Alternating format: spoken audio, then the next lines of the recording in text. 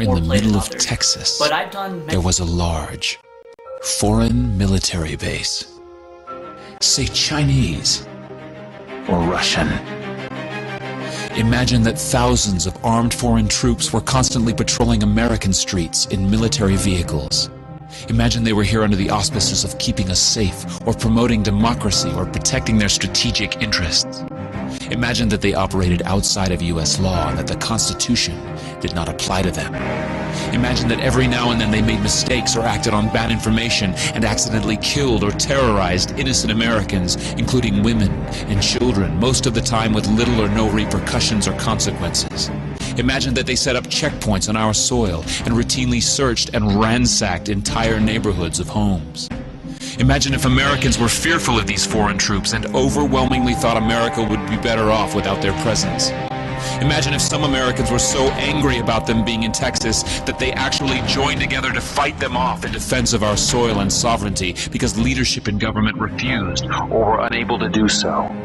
Imagine that those Americans were labeled terrorists or insurgents for their defensive actions and routinely killed or captured or tortured by the foreign troops on our land.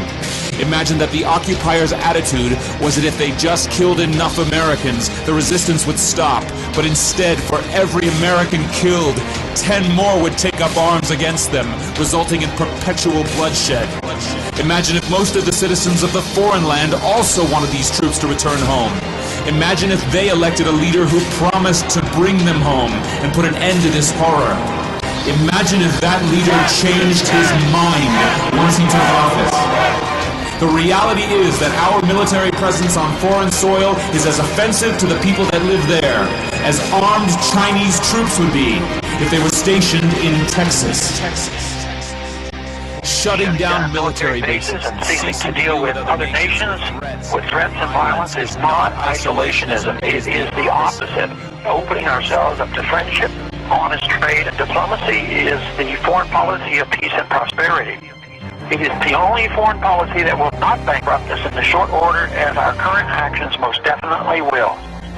I share the disappointment of the American people in the foreign policy rhetoric coming from the administration.